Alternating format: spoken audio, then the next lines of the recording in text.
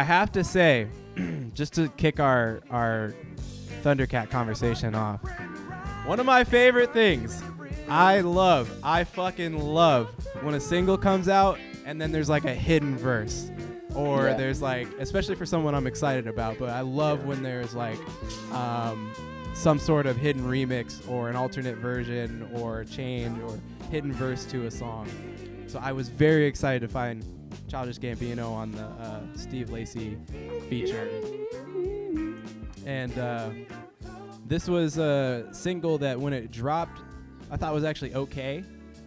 And then wasn't really one of my favorites early on. This was probably my least favorite of the 3 singles. Yeah, it was when it dropped. Until about 2 days before the album dropped, and then it grew on me quite a bit. And then the album version drops and it has Childish Gambino on it, which I is like, I love when artists do that. Again, that reminds me of like Kendrick Lamar's I or Devil in the New Dress. The Devil in a New Dress, when it originally came out, never had that Rick Ross section to it. So that gets me pretty excited, and that's like one of the earlier songs on here. But to be honest, beyond that, I wouldn't say I actually have too much more to say about this record on the whole. I don't think I have like a real grasp of it yet. I've listened to it 1.5 times now, and as a bass player, like Thundercat is like one of my favorite like bass players. But I've never been the type to enjoy like a full Thundercat project. Like they're all very solid, but I haven't been like wowed by him yet. I feel like this was the closest I've been to being wowed, but it's still not on like that borderline of where I was like, holy fuck, this album is like above an 8 out of 10 or something. You know what I mean? I feel like it's a very, very solid, funky ass album all the way through, but there's nothing like stand out about it, which sucks because his bass playing is so stand out because of how incredible he is. Yeah.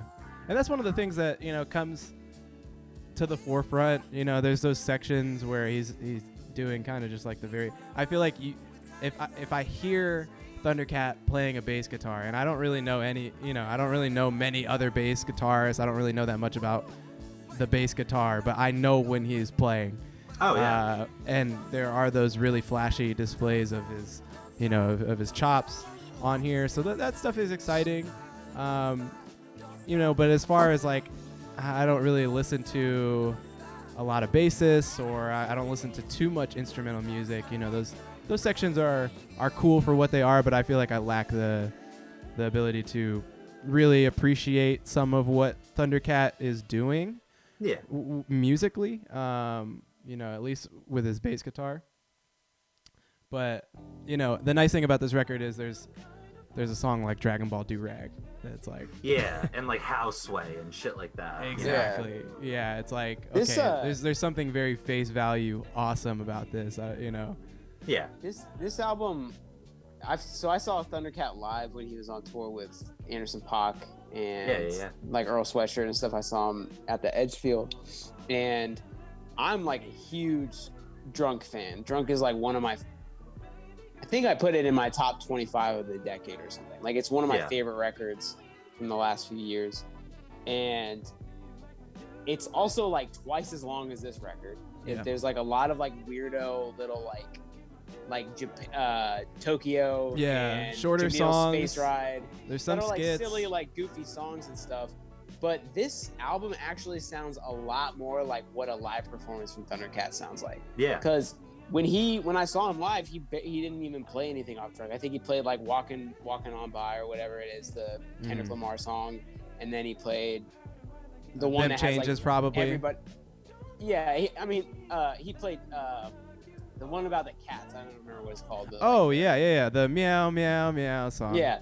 So when I saw him, but most of what his live performance was just kind of him with his band just like jamming, and they're both a studio like 1 hour and 20-minute long album from Thundercat and a 30-minute live performance from Thundercat are both like really valuable and endearing in like completely different ways, because the studio version is way more put together and clean and like funny because it's supposed to be funny, and like it's almost like a comedy album and a whole like musical album in one. But then this newest album actually, I think, highlights what Thundercat does as a musician way better. Like, he is so good at using specifically his bass, but he also plays a lot of like crazy guitars too. But his bass is like, he's so fluid at doing multiple things in one track with his bass guitar. Like, he'll use his bass as percussion, and then you'll use it as a melody and a harmony, all in one song. And as far as that goes, 37 minutes is like the perfect amount of time for an album like that, because there's so much going on and he's doing almost too much at times. But I actually really love this album. It might need to sit with me a little longer, and I don't know if like sitting with me longer will make me dislike it a little more or like it a little more. I'm kind of like at that point where I don't know yet. But I know Drunk was like an immediate hit for me, and this isn't like an immediate hit, but I think it's a good album. I think it definitely is. It definitely is. Like, I really was hoping for a Thundercat album this year, but I didn't really know what he would do. If it would be another crazy weird album like Drunk, or if it would be a little more like Apocalypse, where like this album is. And I think it's like what I wanted though. I have to give him a little bit more credit, or maybe degree of difficulty is what I'm after, because I feel like it must be a little bit difficult to not only make your first album after 3 years, so to have that kind of a comeback record, but then also it is your follow-up to Drunk, which I think, you know, brought you in a much newer fan. But like, I wasn't a Thundercat fan before Drunk, you know. I only knew of him. Sure. Yeah, I only like knew of him before that. So then there's that, and then obviously, you know, this is the first album for him post Mac Miller. So, you know, when you sit down and you really think about what is it that I want to say or do, or, you know, there's a lot to pull from, obviously, but at the same time, I mean, you can get kind of lost in all the, you know, different avenues that you could go after being, you know, after kind of where this record sits for him in his discography. So, like I said, whatever it is, I'm probably going to just take that into account when I consider it maybe against another project that I'm ranking it with, or something like that. Yeah, definitely. It's a great release. I don't think there's anything necessarily completely stand out about it, but there's nothing really I have anything against it either. Yeah. It's just a very solid, great record.